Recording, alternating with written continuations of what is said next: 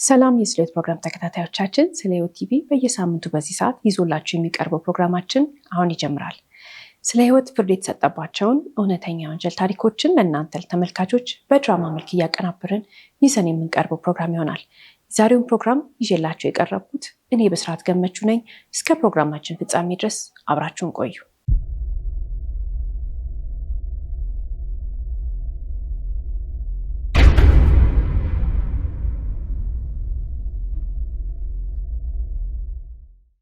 አንዳንድ የወንጀል ታሪኮች ከተፈጸሙ በኋላ ፖሊስ ጥቆማ ደርሶት በቦታው ሲገኝ አንዳንዶች የተሰበሰቡ ሰዎች ያለቅሳሉ፣ አንዳንዶች ይቆጣሉ፣ አንዳንዶች ደግሞ በጣም ስሜታዊ ሆነው ቁጣቸውን በተለያየ መንገድ ሲገልጹ ፖሊስ ይመለከታል። የዛሬ የወንጀል ታሪክ የሚጀምረው በጩኸት በቁጣ ፖሊስ ጋር ተደውሎ ወይንም ደግሞ የተለያየ ነገር ተፈጥሮ ሳይሆን አንድ ብሎ የተፈጸመው ሌሊት 6 ሰዓት ካለፈ በኋላ ነበር። ይህች ወጣት ቃል ኪዳን ትባላለች። 16 ዓመቷ ነው። ተኝታ ነበር። በዛን ዕለት እናት አባቷ፣ ቤተሰቧ፣ የአካባቢው ሰው ይሁን የዛ መንደር ነዋሪ ሁሉ ለጥ ብሎ እንቅልፍ ወስዶታል። ቃል ኪዳንም ተኝታ ነበር። የቀሰቀሳት ከእንቅልፏ አንድ የቴሌግራም መልእክት ነበር። ስልኳ ሳይለንት ነው ወይንም ድምፅ የለውም። ስለዚህ እሷ የሰማችው ወይንም ከእንቅልፏ የቀሰቀሳት ምንድነው? ዝ የሚለው ድምፅ ነበር። ታዲያ ቃል ኪዳን ከእንቅልፏ ስትነቃ አይኗን አሸት አረገችና ብዙም አልነቃችም። ስልኳን አንስታ ከፈተችው። የደረሳት የቴሌግራም ሜሴጅ ግን ድንገት አይኗን እንደዛው እንቅልፏ እንዳለ ቀስ አድርጋ ገልጣ ስትመለከተው ልቧን ቀጥ አረገው። ምክንያቱም አሁን እንደተኛች እዛው ቦታ ላይ ሆና አንድ ሰው ፎቶ አንስቷታል። ምን ማለት ነው ያለን እንደሆነ ቃል ኪዳን ፎቶውን ስትመለከተው ከተወሰኑ ደቂቃዎች በፊት አንድ ሰው ይህንን ፎቶ አንስቷት እንደሄደ እርግጠኛ ነች። አተኛኘቷ አልተቀየረም። ፀጉሯ ላይ ያሰረችው ሻሽ አልተፈታም። እዛው አሁን ከሰከንዶች በፊት የሆነ ሰው ፎቶ ካነሳት በኋላ ከመኝታ ክፍሏ ወጥቶ እንደላከላት እርግጠኛ ሆነች። ቃል ኪዳን እንግዲህ በጣም ያስደነገጣት ነገር ምንድነው? ፎቶን ያነሳት ሰው ሳይፈራ ዘና ብሎ 2 ጫማ በምንለው ያክል ከአልጋዋ ራቅ ብሎ ፎቶ አንስቷት የሆነ ሰው ጥርት ያለ ፎቶ ሳይፈራ እጁ ሳይንቀጠቀጥ ሳይርበተበት ካነሳት በኋላ መኝታ ክፍሏን ከፍቶ ወጥቷል። እሷ የምታውቀው መኝታ ክፍሏን እንግዲህ በሩ እንደተቆለፈ ነው። ማን በሩን ከፍቶ ገብቶ ፎቶ አንስቷት ከክፍሏ ወጣ የሚለውን አስባ ሳትጨርስ ፎቶ 1 ተላከላት አይደል? ከዛ ቀጥሎ ግን ፎቶ ተላከላት ሳይሆን ፎቶ መዝነብ ጀመረ። የተላከላት ፎቶ ግን በጣም ያስደነግጣል። ገላዋን ስትታጠብ፣ ልብሷን ስትቀይር፣ ቤቷ ውስጥ የተለያየ ነገር ስታደርግ የዛሬ ብቻ ሳይሆን የከዚህ በፊት የሆነ ሰው ያነሳትን ፎቶ አከታትሎ እየላከላት ነበር። ታዲያ ይህች ወጣት ይሄ በጣም የምትወደው የቤተሰቦቿ ቤት በፍቅር ያደገችበት ልቧ ሙሉ ሆኖ እየበላች እየጠጣች እየተኛች እየተነሳች እያጠናች በኮንፊደንስ የምትኖርበት ቤት ዛሬ ግን ወንጀል እየተፈጸመበት ነው። ስጋት ውስጥ የከተታት ቦታ ሆነ። እማትተማመንበትና ጭንቀት የፈጠረባት የቤተሰቦቿ ቤት ሆነ። ይሄ በዚህ ሁኔታ ላይ ያለ ነበር እንግዲህ ፖሊስ ወደዚህ ቤተሰብ ሲመጣ አንድ የሚያውቁት ሰው ያቀረቡት ሰው መላ ቤተሰቡን የሚያውቅ ሰው ባዳ ሊሆን ይችላል፣ ዘመድ ሊሆን ይችላል፣ ጎረቤት ሊሆን ይችላል። የሆነ ግን የሚያውቃቸው ሰው እዚህ ቤተሰብ ውስጥ ገብቶ ልጃቸውን ተደብቆ ፎቶ እያነሳት ነው፣ ቪዲዮ እየቀረጻት ነው። ይሄን ለማወቅ ፖሊስ ምርመራ ሲያደርግ ሁላችንም የምንረዳው ነገር አለ። እዚህ ጋር ቤተሰቡን ንቆታል። የማይደረስበት የመሰለው የማይታወቅበት የመሰለው አንድ አጠገባቸው ያለ ሰው ሴት ልጃቸውን ለምን ይሄን እያደረጋት ነው? ከዛ በተጨማሪስ ደግሞ ይሄ ግለሰብ ማን ነው የሚለውን በዛሬ ስለ ህይወት ፕሮግራማችን ይዘንላችሁ ቀርበናል። እስከ ፕሮግራማችን ፍጻሜ ድረስ አብራችሁን ቆዩ።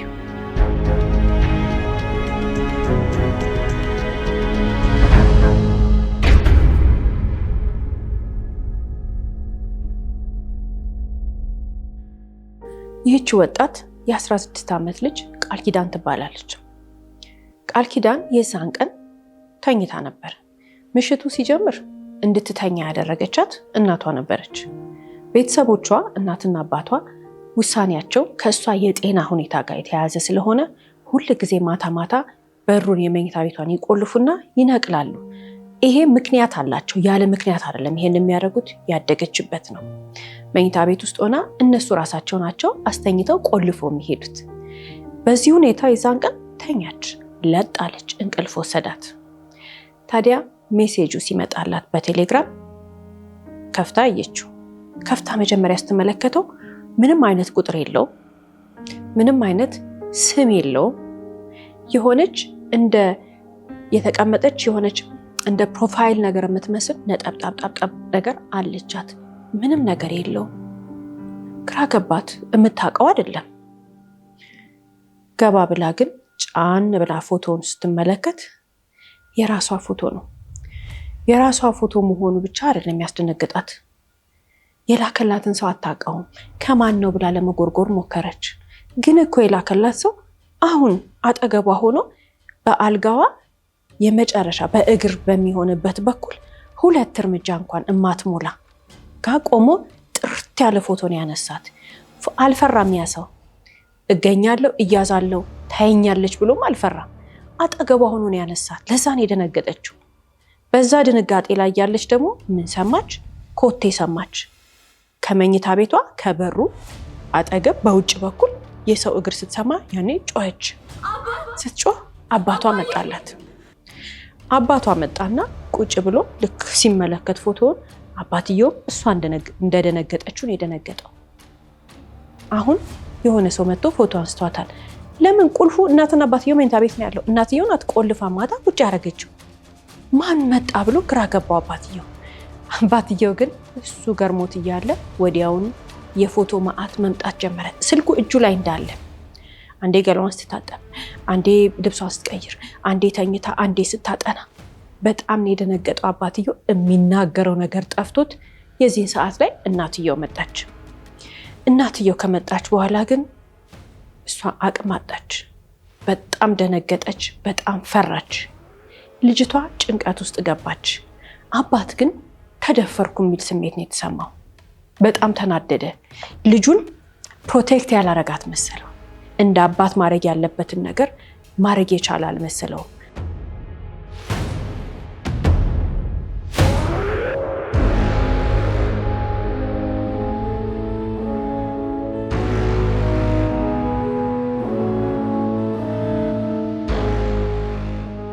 በጣም ጎበዝ ቤተሰቦች ናቸው። በነጋታው በጠዋት ተነስተው ልጃቸውን ይዘው ወደ ፖሊስ ሄዱ። ወደ ፖሊስ ሄደው ጥቆማ ሰጡ። ያዩትን ነገር፣ የደረሰባቸውን ነገር ሁሉ ለፖሊስ ዘርዝረው አስረዱ። የዚህን ሰዓት ላይ እንግዲህ ወንድ ልጅም አላቸው። ወንድም አላት እች ልጅ፣ ታላቅ ወንድም። ወንድሟ ከእሷ ጋር ሄዶ አብሮ ቃል ሰጠ። በየተራ ነው ቃል የሰጡት። የዚህን ጊዜ ፖሊስ ምን ነገራቸው? የምታውቁት ከእናንተ ጋር የሚቀራረብ ሰው መሆን አለበት። ቤቱ እንደፈለገ የሚገባ እንደፈለገ የሚወጣ ሰው ይሄን ያደረገው ሲባል እናት እጇን አጣመረች። አባትየው አንገቱን አቀረቀረ። ወንድምየው ግን አንድም ጊዜ መርማሪ ፖሊሱን አይኑን እንደዚህ ማየት አልቻለም። አንገቱን ድፍት እንዳረገ ገባ። ይሄኝ እንጂ ሲባል ነው ቀና የሚለው። ማንንም አያይም። ወጣ። ወደ ቤታቸው ተመለሱ። ወደ ቤታቸው ከተመለሱ በኋላ ያ ሁላችንም ደጅ ቆይተን ስንመጣ ቤት ውስጥ ታጥበን ልብስ እንቀይራለን አይደል? ሁሉም ወደ የክፍላቸው ገቡ። ልብሳቸውን ቀያይረው ምናምን መጡና ቤተሰቡ አንድ ላይ ሊነጋገር ማለት ነው። ምንድነው ይሄ ነገር ተባብለው ቁጭ ሲሉ አሁን ለእናትየው ሜሴጅ መጣ። ከደቂቃዎች በፊት እናትየው ልብሷን ስትቀይር የነበረው ፎቶ ለሷ ላኩላት። ለምን ፖሊስ ጋር ሄዳችሁ እረፉ ብለው። ግራ ገባቸው።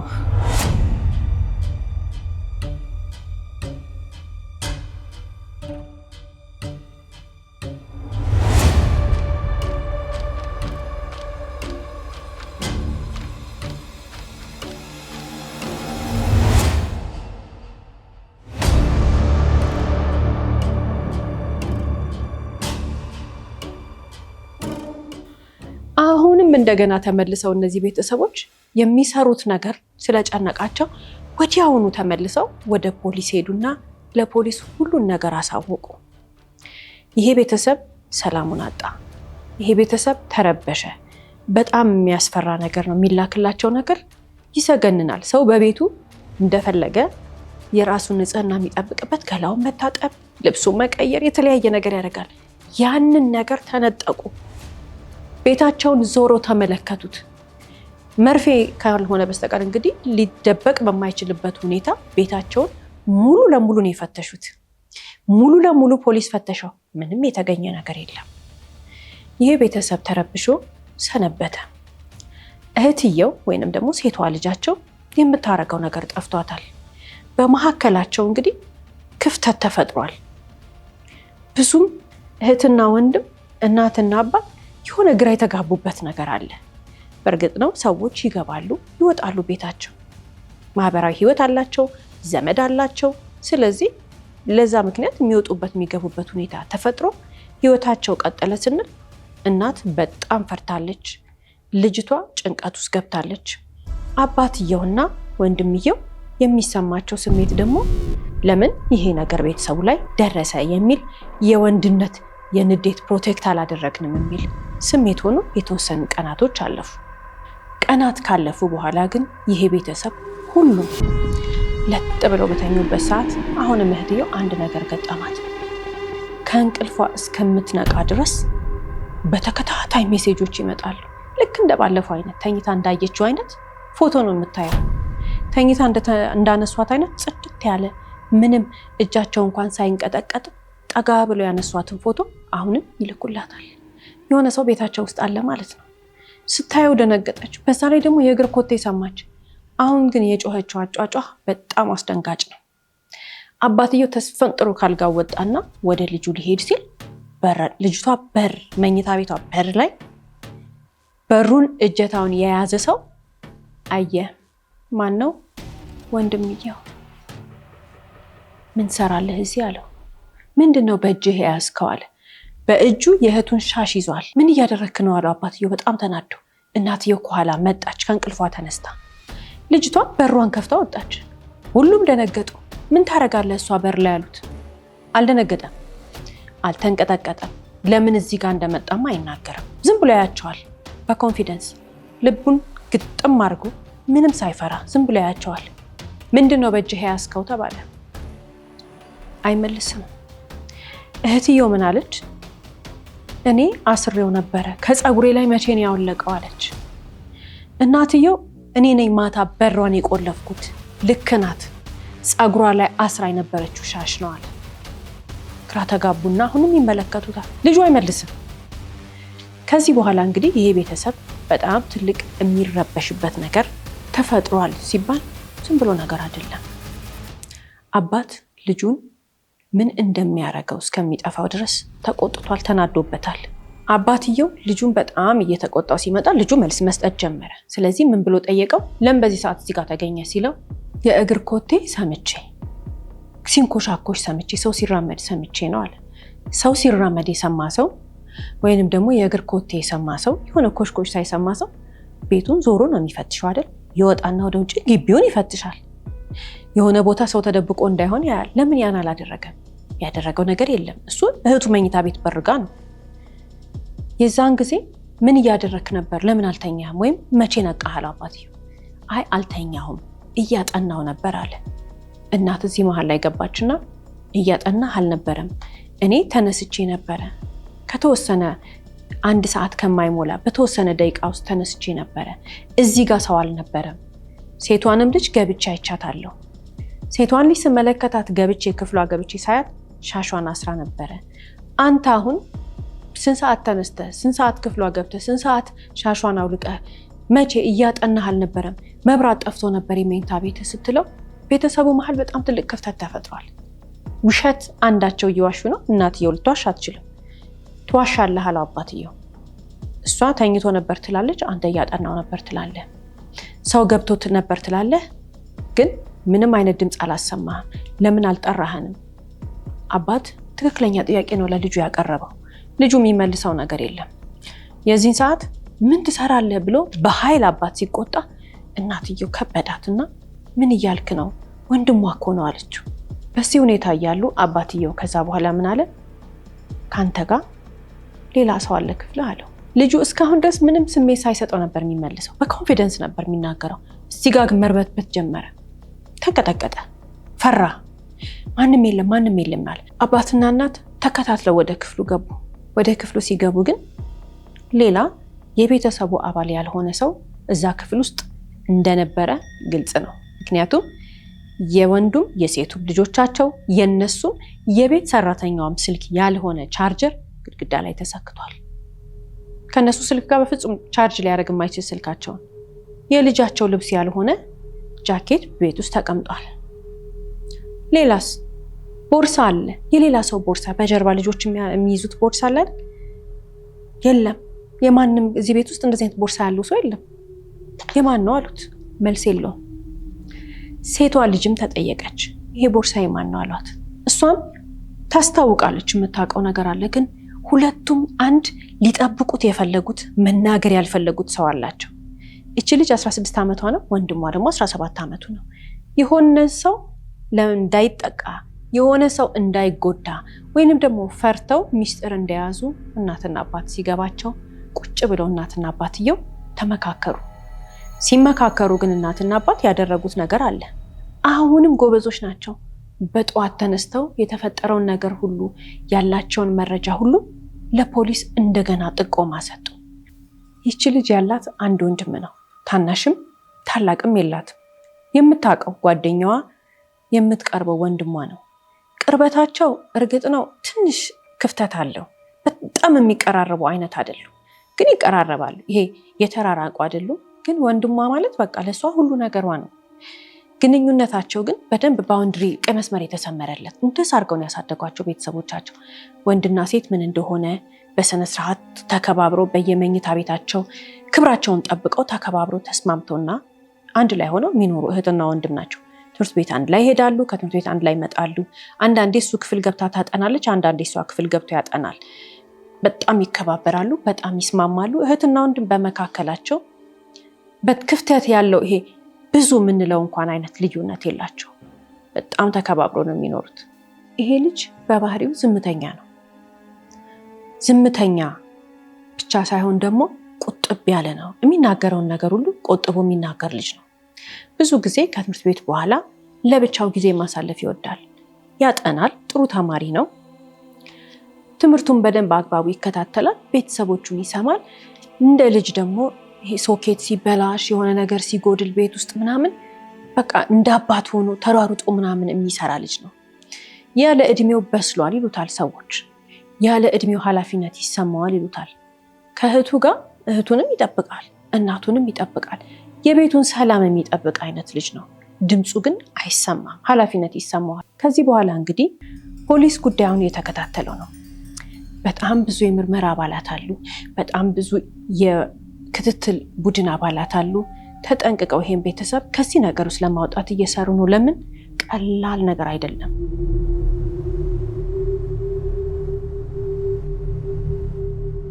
እዚህ ቤተሰብ ላይ ይሄ ነገር ቶሎ ካላስቆሙት በስተቀር በጣም ከፍተኛ የአእምሮ ጫናን የሚፈጥር ነገር፣ ከአእምሮ ጫና ጋር ደግሞ ተያይዞ ከፍተኛ የሆነ ጉዳት ሊፈጥር የሚችል ነገር አለ።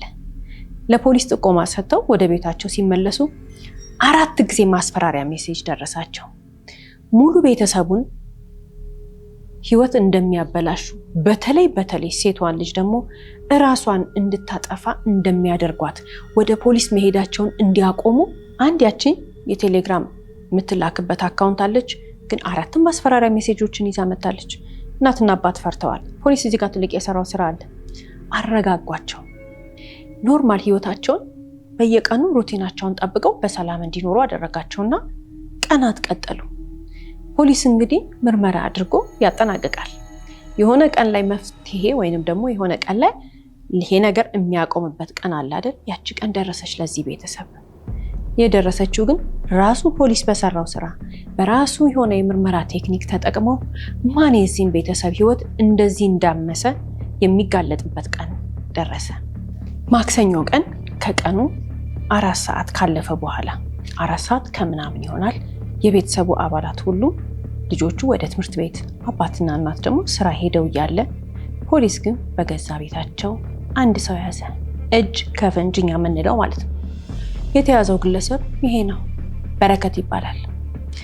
በረከት ከቤት ውስጥ ካሜራ እየለቀመን የተገኘው። ማን ያግዘዋል? የቤት ሰራተኛዋ።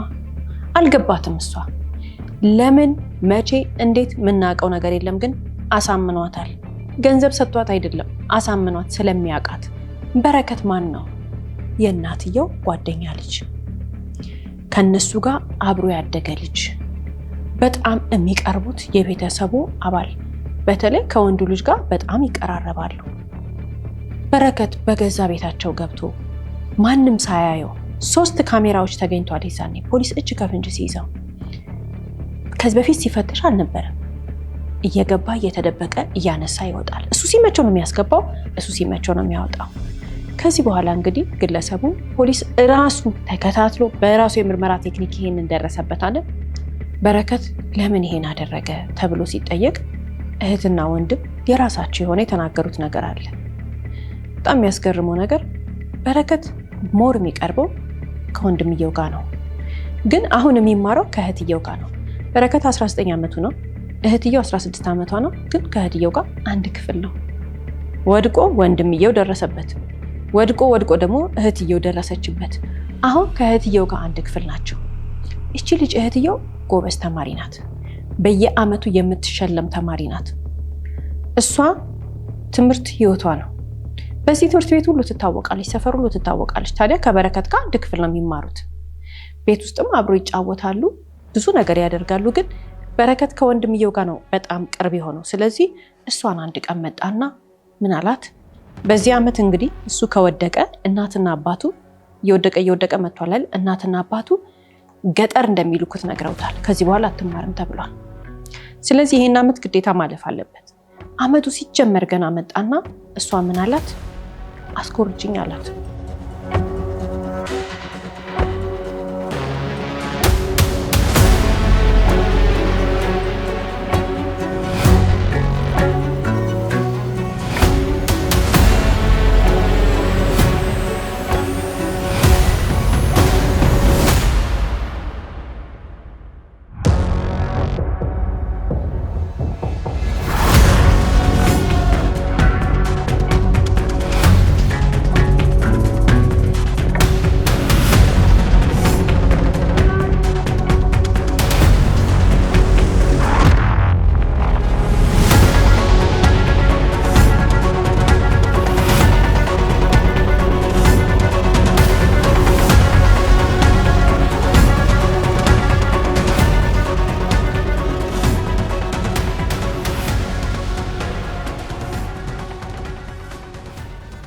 ዝም አለችው።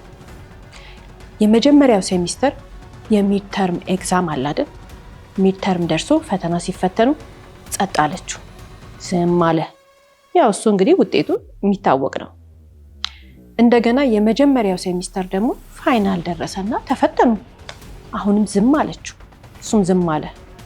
ሁለተኛው ሴሚስተር ግን ሲደርስ በረከት አሁን የመጨረሻ ማድረግ ያለበት ነገር አለ። ምንድነው?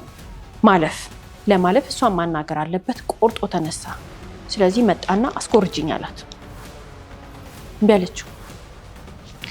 ይሄ በፍጹም እዚህ ጋር እሱ የወሰነው ውሳኔ አለ፣ ሊያስፈራራት። ከዛ ቀጥሎ ደግሞ የሚላትን ነገር ካላደረገች ሊቀጣት ወስኗል። ለሱ ማስፈራራት ነው ይሄ። ፈተናው 3 ሳምንት እስከሚቀረው ድረስ እየነገራት ነበረ። ወንድምየው ለምን ዝም አለ? ወንድምየው የዚህ ጥፋት ተባባሪ ለምን ሆነ ያለን እንደሆነ ደግሞ ሌላ የምንመለከተው ከወንድምየው ጋር የተያያዘ ነገር አለ። ይሄ ልጅ በረከት በጣም ተንኮለኛ ነው። ከወንድሙ ጋር ሆኖ ደግሞ ያደረገው የራሳቸው ነገር አላቸው። ምንድነው?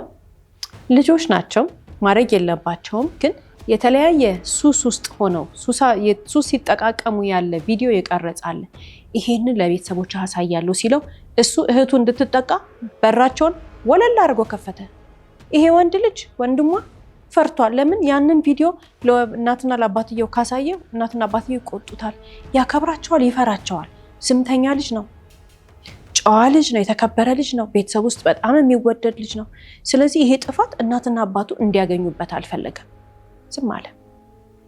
የፈለገውን ነገር እንዲያደርግ ፈቀደለት። እናትና አባትየው እህትየዋን አስተኝተው የሚሄዱበት እንግዲህ የጤና ችግር አለባት ብለናል፣ አንረሳው ማለት።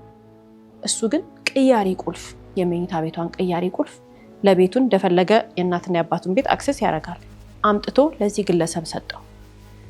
ይሄ ልጅ አንዳንዱ የቀረጻት ወይም ደግሞ ያነሳት ፎቶ እኮ ከላይ ነው። ሰው በቁመት እንኳን ሊደርስበት ከማይችልበት ቦታ ጋር ነው። ምክንያቱም እየሄደ እያስቀመጠ ነው የሚሄደው። ምን አይነት ካሜራ ነው? ከየት አምጥቶ ነው ይሄን ያደረገው? ፖሊስ ብቻ ነው የሚያውቀው። ከዚህ በኋላ ይሄ ወጣት እሷ አላስኮርጅም ብላው ወንድምየው ደግሞ እንደፈለገ እህቱ ላይ ጥቃት እንዲያደርስ ነገሮችን ሁሉ አመቻችቶ ሙሉ ቤተሰቡን ተቆጣጥሯል። ከዛ ግን ምንድን ያደረገው ነገር እህትየውን አስፈራርቶ በስተመጨረሻ 3 ሳምንት ስትቀረው ፈተና ሊደርስ 3 ሳምንት ሲቀረው መኝታ ቤቷ ገብቶ ያንን ፎቶ ላከላት። አሁን መኝታ ቤቷ መግባት ሲፈልግ ደግሞ ሌላ የሚያደርገው ጸጥ ማለት ያለበት ሌላ ሰው ማና ሰራተኛዋ ነው። ይቺ ሰራተኛ በየዋህነት ነው ያመነችው። አልቅሶ ያሳምናት፣ ለምኖ ያሳምናት፣ በየትኛው መንገድ እንዳሳምናት እሱና እሷ ናቸው የሚያውቁት። ግን አንዲት ብር ለብር ብላ አይደለም ያደረገችው። አንዲት ብር እንዳልተቀበለች ፖሊስ አውቋል። በረከት ትልቅ ሰው ነው። 18 ዓመት አልፎታል። የ19 ዓመት ልጅ ትልቅ ሰው ነው። የ16 እና 17 ዓመት እህትና ወንድሞችን ከእናትና ከአባታቸው ጋር የሚያጣላ ነገር ቪዲዮ ቀርጾ ፎቶ አንስቶ ከያዘባቸው በኋላ በገዛ ቤታቸው ውስጥ ሲያሰቃያቸው ነበረ። ወንድምና እህት አንዲት ቃል ትንፍስ ብሎ አልተናገሩ። በተለይ ወንድምየው ለምን ተይዟል? እሱ ታስሯል። ጭንቅላቱ አስሮታል። እናትና አባት በረከት እንደሆነ ሲሰሙ በጣም አዘኑ። እናትየው የራሷን የጓደኛ ልጅ ከልጅነት ጀምሮ የምታውቀውን ሰው ለልጆቿ እንዲቀርቡት አድርጋ አጠገባቸው እንዲቀመጥ ማድረጓ ጸጸታት። ይሄ ቤተሰብ በጣም ነው የተጎዳው። ነገር ግን በረከት ለህግ ቀርቦ በህግ አግባብ ወንጀለኛ ነው። አንድን ሰው የራሱን የግል ህይወቱን በሚነካ ሁኔታ በዚህ መጠን ቀርጾ ቪዲዮ አሰራጫለሁ እንዲያረጋለሁ ብሎ መናገርና የዛ ድርጊት ውስጥ መግባት ለበረከት ወንጀል እንደሆነ አያውቅም። በህግ እንደሚያስጠይቀው አያውቅም። ይሄ ልጅ የሚከፍለው ካሳ እንዳለ አያውቅም። ምንም የሚረዳው ነገር የለም። በህግ ፊት ቀረበ። በህግ አግባብ ቅጣቱን ተቀበለ። ቀላል ዓመት አለም የተፈረደበት። የሚከፍለው ካሳ አለ፣ የሞራል ካሳ። ይሄ ልጅ ዛሬ ስራ መስራት አይችልም፣ ወይንም ዛሬ ምንም ነገር የለውም። እርግጥ ነው ቤተሰቦቹ ያንን ካሳ ከፍለውለታል። መክፈል ባይችልስ እስከሚሞት ድረስ ያገኛት ገንዘብ ሁሉ ቅጣቷን መጠኗን እስከምታክል ድረስ መክፈል ግዴታው ነው። መቼም ይሁን መቼም ከማረሚያ ቤት ከወጣ በኋላ የሚያገኘው ገንዘብ አለ አይደል? 10 ዓመትም 20 ዓመትም 30 ዓመትም በኋላ በረከት ያንን ገንዘብ ቤተሰቦቹ ባይከፍሉለት ኖሮ ባለጉዳዮቹ ወይንም ደግሞ ተጎጂዎቹ የዛሬ ባለታሪኮቻችን ገንዘብ እሱ ጋር እንዳለ ባገኙ ሰዓት አሳግደው ያንን ገንዘብ የመቀበል መብት አላቸው። ምክንያቱም ካሳቸው ስለሆነ። ይህንን ግን በረከት አያውቅም ነበር። ህግ አያውቅም። በህግ እንደሚያስጠይቀው አያውቅም። ወንጀል መሆኑን አያውቅም። ጭንቅላቱ ያልዳበረው ራሱ ሳይማር ቀርቶ ራሱ ሳያጠና ቀርቶ ራሱ መማር አቅቶት የሚማሩትን ልጆች በዚህ ሁኔታ ከጎዳ በኋላ መላ ቤተሰቡን አውቆ ግን እስከ መጨረሻው አልቆየም። በህግ አግባብ እሱ ወደ ማረሚያ ቤት ሲሄድ ይሄ ቤተሰብ ግን የስነ ልቦና ምክር አገልግሎት አግኝቶ ህይወቱን በሰላም እንዲቀጥል ፖሊስ ትልቁን እርዳታ አድርጎላቸዋል።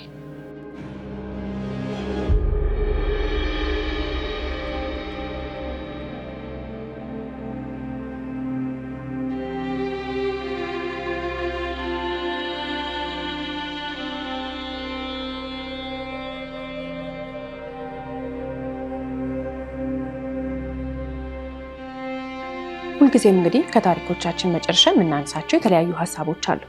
የዛሬ ባል ታሪኮቻችንን ተመልክተን የምናነሳቸው ሀሳቦች መካከል አንዱ ጠንካራ የሚሆንብን የእናትና የአባትየው ጉብዝና ነው። ጎበዝ እናትና አባት ናቸው። አንዲት ጥቃት ስትደርስባቸው ሮጠው ወደ ፖሊስ ነው የሚሄዱት።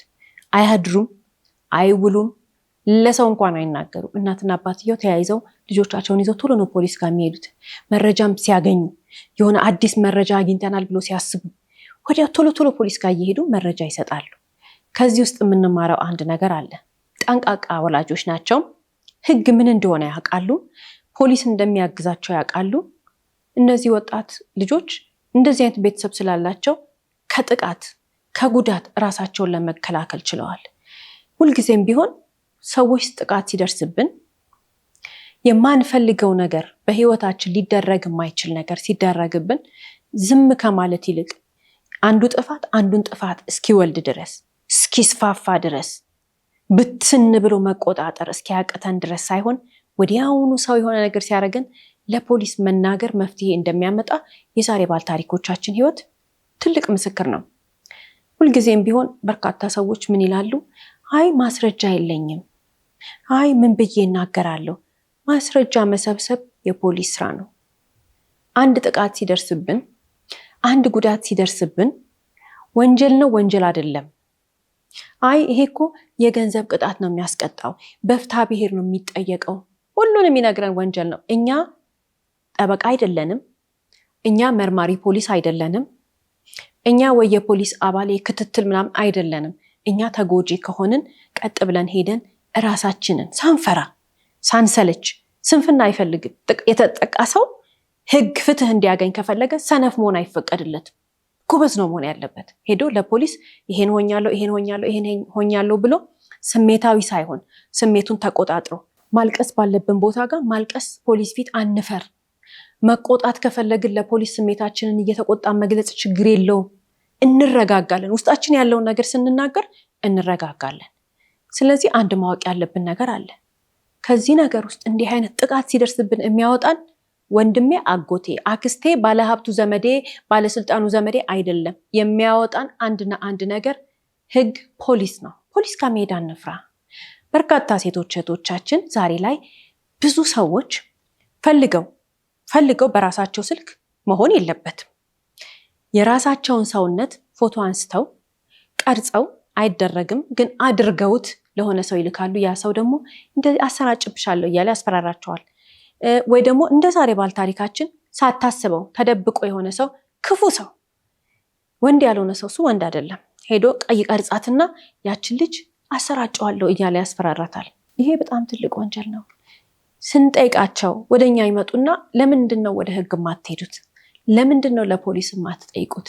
እኛ እንድትከሱና አግዛችሁ ብለን ስንጠይቃቸው ምን ይሉናል? አይ ማስረጃ የለኝም ይላሉ። ማስረጃ የሚሰበስበው ፖሊስ ነው። ፖሊስ የራሱ የሆነ የምርመራ ቴክኒክ አለው። ከአንቺ የሚጠበቀው እንትና የሚባል ሰው እንደዚህ አለኝ ብለሽ መናገር ነው።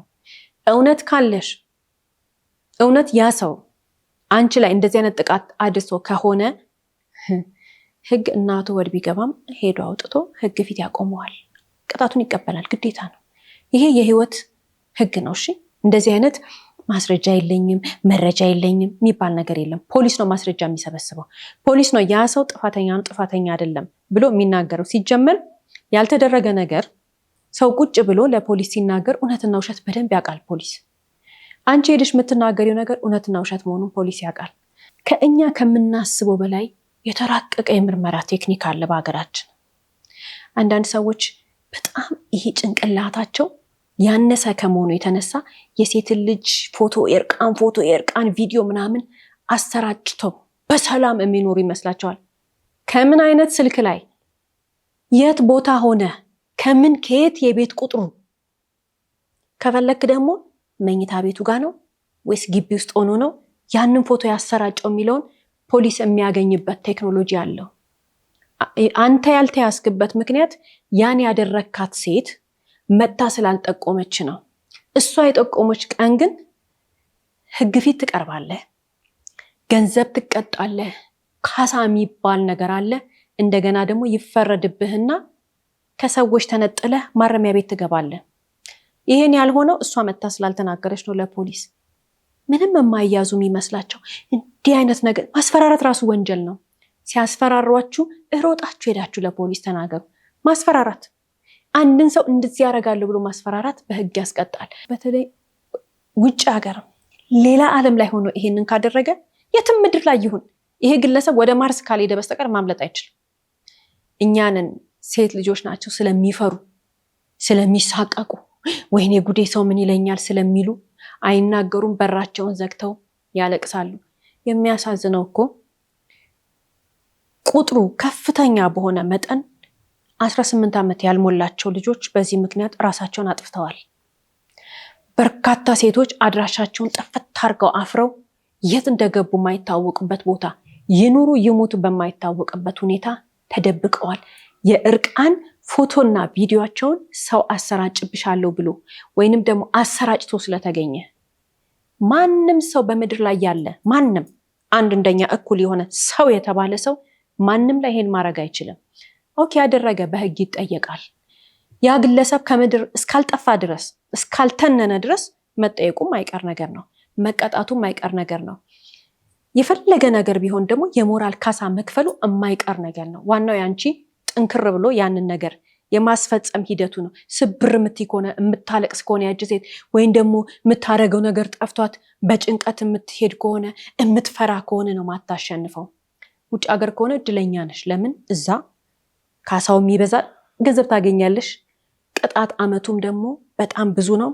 ይሄ ሰው ሲገባ የነበረው ሰው አይደለም ሲወጣ የሚሆነው።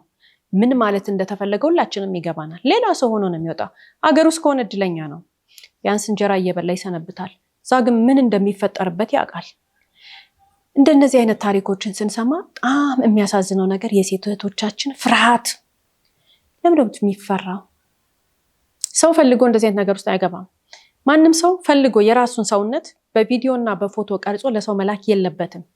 ሁለት አይነት ነገር ነው ያለው። አንዱ ከዚህ በኋላ ይሄ ነገር እንዳይፈጠር የምንናገረው ነገር አለ።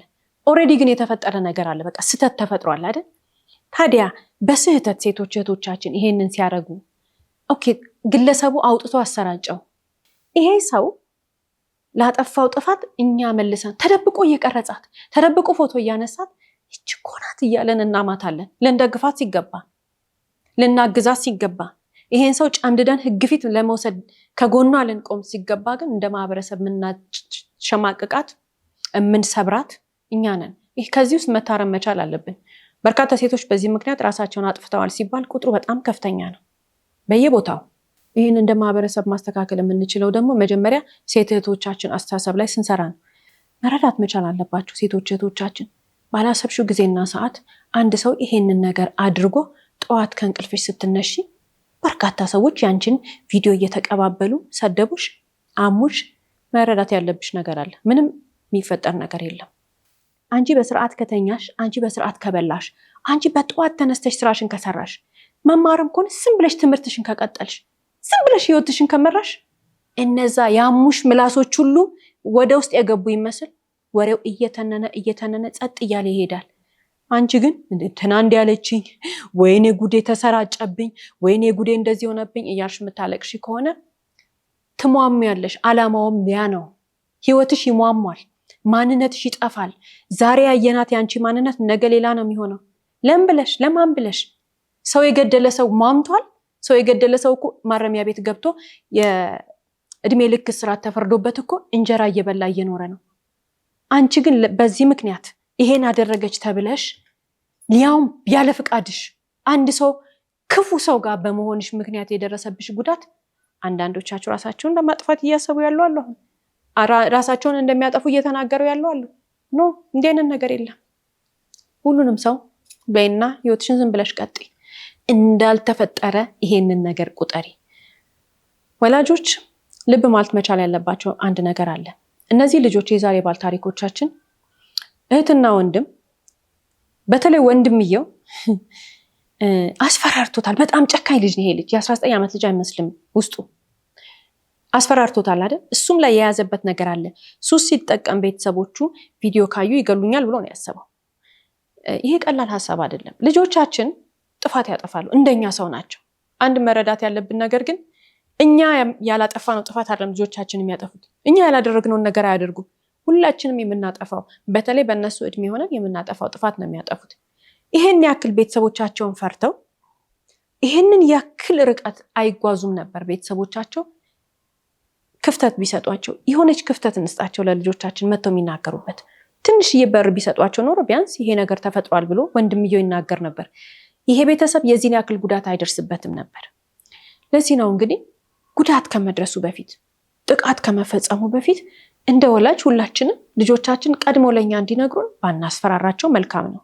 እነዚህ ወላጆች አንዱ ጥፋታቸው ልጆቻቸው መጥተው እንዲነግሯቸው አድርገው አላሳደጓቸውም ብንል ግን ጎበዝ ወላጆች ናቸው።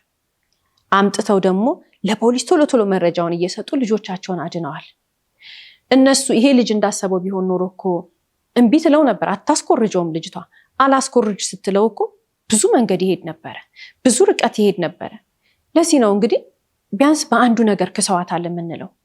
እንደነዚህ አይነት ነገሮች ልጆቻችሁ ላይ ሲደርሱ የሴት ልጅ ወንድሞች፣ የሴት ልጅ አጎቶች፣ የሴት ልጅ አባቶች የልጃችሁ የእህታችሁ የወንድም የእህታችሁ ልጅ ቪዲዮና ፎቶ ባልተገባ ሁኔታ የራቁት ቪዲዮና ፎቶ ተሰራጭቶ ሲመለከቱ ያናድዳል። መሆን አልነበረበትም። ወዳም ይሁን ሳትወድ ያ ግለሰብ ራሷ ልካለትም ይሁን ተደብቆ ቀርጿትም ይሁን ምንም ይሁን ያገኘው ነገር እጁ ላይ ያለው ነገር በጣም ያናድዳል።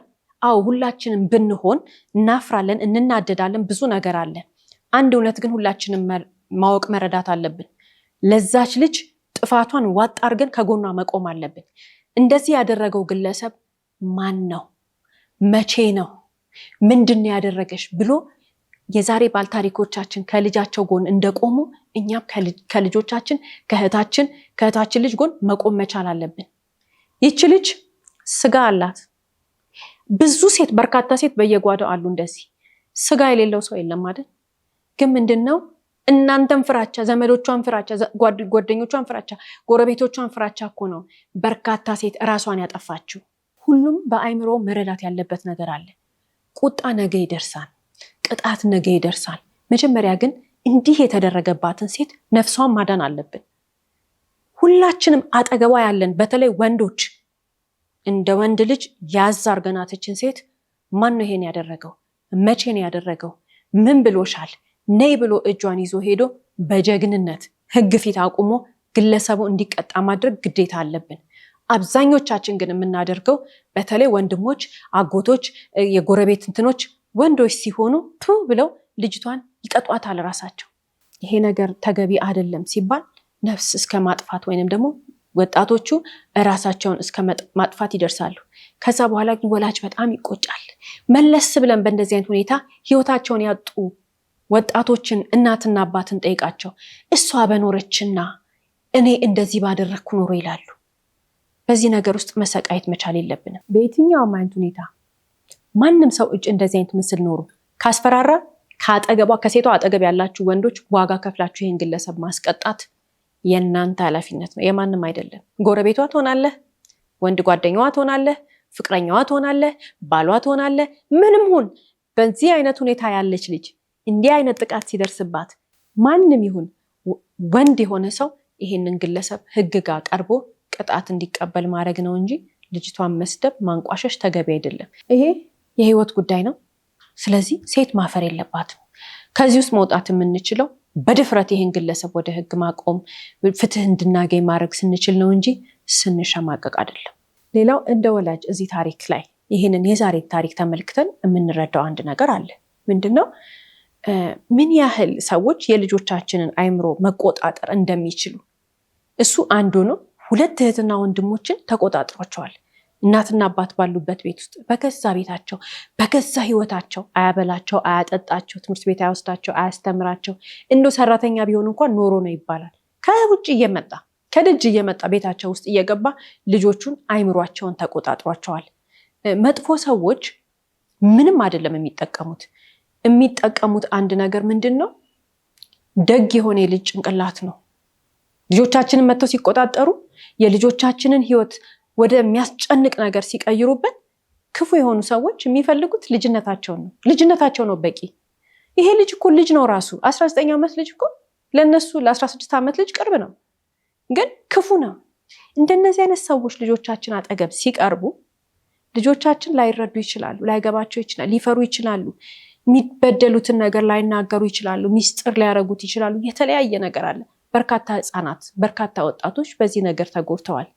አንድ ነገር ብቻ ነው ከዚህ ውስጥ የሚጠብቀን፣ ፈጣሪ ነው እንላለን። እኛ ግን እንደ ወላጅ ኃላፊነት አለብን። ልጆቻችን በራስ የመተማመን ችሎታቸው፣ በራሳቸው ላይ ያደረባቸው እምነት፣ ኮንፊደንሳቸው ማለት ነው ከፍ እንዲል ማድረግ ብቻ ነው ሌላኛው መፍትሄ። ፈጣሪ ይረዳቸዋል። እንደ ወላጅ ግን ያለብን ኃላፊነት እሱ ነው። በራሱ የሚተማመን ልጅ፣ መብትና ግዴታውን የሚያውቅ ሰው መጥቶ እንደዚህ ሲለው ሲጀመር ለመጠቃት ራሱ በር አይከፍትም። ወዲያውኑ ነው ልጁ እጥፍ መልስ የሚሰጠው። ወዲያውኑ እየሮጠ መጥቶ ይነግረናል። ተነካሁ ይላል። ተነካሁ እከሌ እንደዚህ ያለኝ ብሎ ይናገራል ልጅ። እኛ በራስ እንዲተማመን ካደረግነው እኛ ብዙ ነገሮች አሉ ልጆች በራሳቸው እንዲተማመኑ የሚያደርጋቸው ኮንፊደንሳቸውን ከፍ የሚያደርጉ በርካታ ነገሮች አሉ። ከውጭ የሚመጣ ሰው ግን የነሱ ምንም ይሁን ከእናትና ከአባት ውጭ ያለ ሰው ግን ልጆቻችንን እንዲጫፋቸውን ሲነካ ልጆቹ መብታቸውን እንዲያስከብሩና እንዲናገሩ የሚያደርጋቸው አሁንም እኛ ቤት ውስጥ ትሪት የምናደርግበት መንገድ ነው። ይህን ለማድረግ ወላጅ እንደ ወላጅ የስነ ልቦና የምክር አገልግሎት መውሰድ አለበት። ልጆች በራሳቸው እንዲተማመኑ፣ ልጆች ኮንፊደንሳቸው ከፍ ያለ እንዲሆን፣ በፍጹም ሰው እንዲች የማይነካቸው እንዲሆኑ፣ ሲነኩ የሚጮሁ እንዲሆኑ፣ ይሄ መብቴ ነው ብለው የሚያውቁ ግን ደግሞ የሰውን መብት የሚያውቁ ያማት ግዴታቸውን የሚያውቁ ልጆች እንዲሆኑ እውቀት ያለው አስተዳደግ እንድናሳድግ የሚረዳን እውቀት ነው። እውቀት ደግሞ በትልቁ በፍጥነት በተለይ እንዲኖረን ግንዛቤውን ቶሎ መረዳትና ቶሎ ማግኘት ከፈለግን ባለሙያ ጋር መሄድ በጣም ይጠቅመናል። ልጅ አስተዳደግ ልጅ እንዴት እንደምንቀጣ፣ ኮንፊደንሳቸው እንዴት ከፍ እንደምናደርግ፣ ከልጆቻችን ጋር ኮሚዩኒኬሽናችን በጣም ብዙ ስራ መስራት አለብን ሲባል ይሄ ሁሉ የሚረዳን ግን ባለሙያ ነው። ባለሙያ ጋር መሄድ ለልጆቻችን ገንዘብ ባንክ ማስቀመጥ ለልጆቻችን ንብረት ማፍራት ሳይሆን እዚህ ላይ ገንዘብ አውጥተን ተምረን ልጆቻችንን ብናሳድጋቸው ለልጆቻችን ይጠቅማል። ምን እንደምናስተምራቸው፣ ምን እንደምናናግራቸው፣ ምን እንደምናበላቸው ብዙ ነገር ነው የምንረዳው። ወላጅነት ትልቅ ጥበብን ይጠይቃል። ወላጅነት ትልቅ እውቀትን ይጠይቃል። ወላጅነት ትዕግስት ይጠይቃል። ወላጅነት ከምንም በላይ ደግሞ ድካም አለው በጉልበት አይደል። ትልቁ መስራት ያለብን ነገር ግን ወላጅ ለመሆን አይምሯችን ላይ ነው። ግንዛቤ ካለን፣ እውቀቱ ካለን፣ ኢሞሽናል ማቹሪቲው ከፍ እያለ ከመጣ የዛን ጊዜ ብቁ ወላጅ እንሆናለን። ወላጅ እንደ ወላጅ ራሱ ላይ ከሰራ ልጆቻችን የዘራነውን ነገር ማጨድ ነው የሚሆንላቸው። ለምን? እውቀቱን ይዘናል። የእውቀቱ ውጤቶች ነው የሚሆኑት። እውቀታችን ላይ ካልሰራን ግን እውቀታችን ላይ ፎከስ የማናደርግ ከሆነ ግን ልጆቻችን የሰነፍ መጫወቻ ይሆናሉ። ለምን? ኮንፊደንስ አይኖራቸውም። ራሳቸውን መከላከል አይችሉም። እውቀት ከሌለ ነው ሰው ልጁን የሚያጠቃው፣ የውጭ ሰውም እንዲያጠቃው በሩን ወለል አድርጎ የሚከፍተው። እውቀትን የመሰለ ነገር የለም ለወላጅ። እውቀታችን ከፍ እንዲል ደግሞ በተቻለን መጠን ባለሙያ ጋር እንሂድ። ከዛ በተጨማሪ ባገኘናቸው አጋጣሚዎች ሁሉ በማይረባ ነገር ጊዜያችንን ከምናጠፋ በርካታ ዛሬ ላይ በየቦታው እውቀት የሚሰጡን መጽሐፎች አሉ፣ የተለያዩ ቪዲዮዎች አሉ ዩቱብ ላይ እየተመለከትን የወላጅነት ችሎታችንን ለማሳደግ በዲሲፕሊን እንስራ። ያ የሚጠቅመን ለራሳችን ነው። ምክንያቱም ከልጆቻችን በላይ ዋጋ የምንከፍልለት ህይወታችንን የምንሰጠው ምንም ነገር የለም። ይሄንን ለማድረግ እንዲረዳን ሁልጊዜም ቢሆን ዲሲፕሊን ያስፈልገናል። በሳምንት ምን ያህል ሰዓት ለልጆቼን ለማሳደግ እውቀቴን ማዳብርበት ነገር መማር አለብኝ ብሎ የወሰነ ወላጅ ያችን ሰዓት ሁልጊዜ ለእውቀቱ ይጠቀማታል። መማር ከሆነ የፈለገው ባለሙያ ጋር ሄዶ ይማራል። ማንበብ ከሆነ የፈለገው በዲሲፕሊን ቁጭ ብሎ ያነባል። ዩቱብ ላይ ቪዲዮ የሚያይ ከሆነ ዩቱብ ላይ ገብቶ በዲሲፕሊን ያያል። ትዝ ሲለን ሲመቸን እንደዚህ አይነት ቪዲዮዎች ስናይ ምናምን የምናደርገው ነገር አይደለም። እንዲያስታውሰን ደብተር ማዘጋጀት እንችላለን፣ ኖት መያዝ እንችላለን። ሁልጊዜ እንደ ትምህርት እየሄድን ያንን ነገር ማንበብ እንችላለን። ይሄ በጣም ትልቅ እውቀት ስለሆነ ልጆቻችንን ስለምንወዳቸው፣ ልጆቻችንን ስለምናከብራቸው፣ ልጆቻችንን ጥሩ ነገር ስለምንመኝላቸው ገንዘብ የቻልነውን ያህል አውጥተን እናሳድጋቸዋለን። ጊዜ የቻልነውን ያህል እንሰጣቸዋለን። እውቀታችን አድጎ ደግሞ በእውቀት የሚመራ ወላጅ እንድንሆን ደግሞ እውቀታችን ላይ በደንብ አድርገን ሰርተን ልጆቻችንን ከዓለም ጥፋት እንታደጋለን ማለት ነው። ሌላው እንግዲህ ልክ እንደ ዛሬ ባል ታሪኮቻችን በተለያየ መንገድ ተገቢ ባልሆነ መንገድ የግል የሰውነታቸውን ቪዲዮ ወይም ፎቶ ሰዎች እርቃን ፎቶና ቪዲዮ ይዘውባቸው እያስፈራሯቸው የሚገኙ ሴቶች እህቶቻችን ልንላቸው የምንፈልገው ነገር አንድ ሰው ይሄንን የሚያደርግሽ ወይንም ደግሞ አንድ ሰው ይሄንን የሚያስፈራራሽ ነገር ለምንድን ነው? አልፈልግም ስላልሽ ነው። ብዙውን ጊዜ ሴቶቹ አልፈልግም የፍቅር ግንኙነት ስወጣለሁ ስላሉ ነው አይደል? አንቺ ከሱ ጋር ምን አለሽ? ምን ቦታ ሰጥተሽ ከሱ ጋር ትነጋገሪያለሽ? እንደነዚህ አይነት ሰዎችን እንቅ አርገሽ ወስደሽ ለህግ አሳልፈሽ ከሰጠሽ በኋላ ህይወትሽን መቀጠል አለብሽ።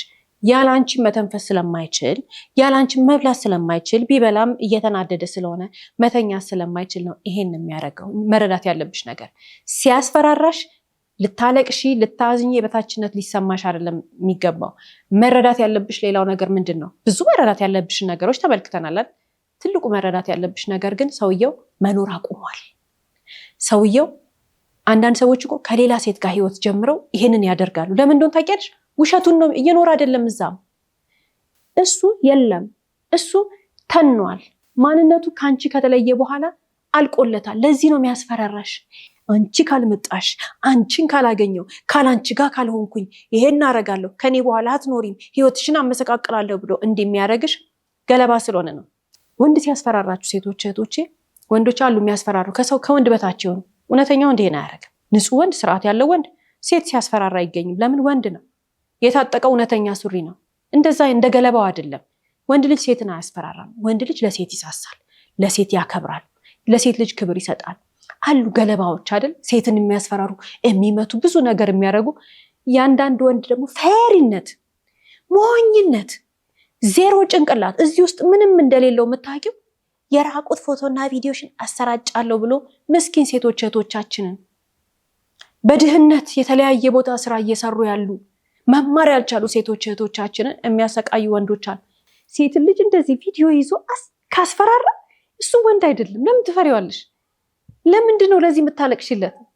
ይሄንን እኮ 40 ገርፋ እኮ ልኩን የምታሳይ በጣም ብዙ ሴት አለች። አንቺ ሞኝ ዋጋ መጥቶ ነው የሚያስፈራራ። አትፍሪ።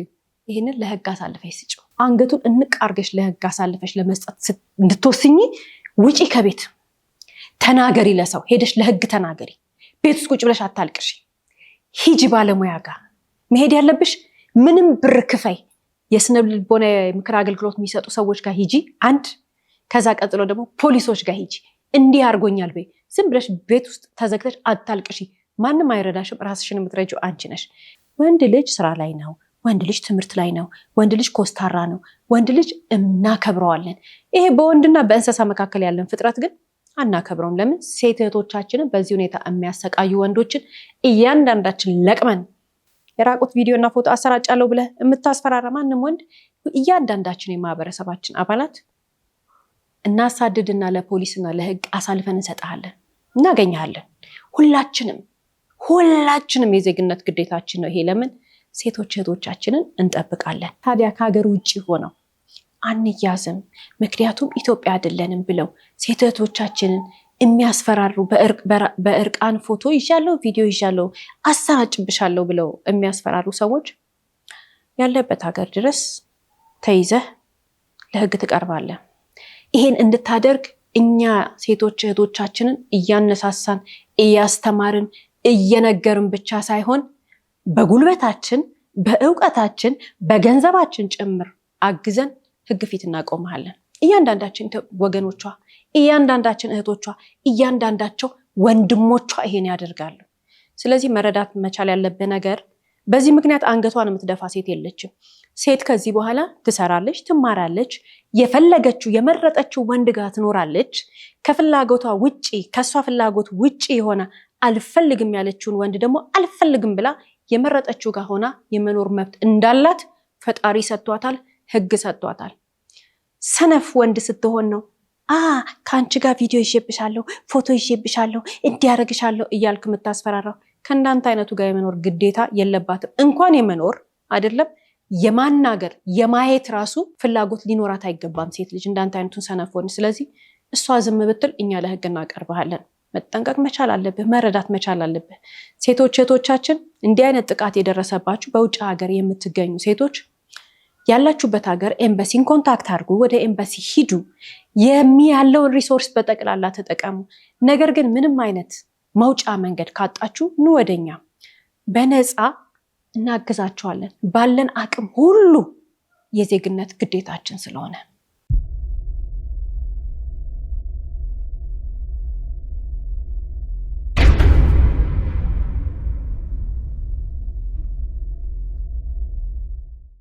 እስከ ፕሮግራማችን ፍጻሜ ድረስ አብራችሁን ስለቆያችሁ እናመሰግናለን። ሳምንት በተመሳሳይ ሰዓት በአዲስ ታሪክ እንደምንቀርብ እየገለጽን እንደተለመደው በአድራሻችን አስተያየቶቻችሁን ላኩልን። እስከ ሳምንት ድረስ ቸርን ሰንብት።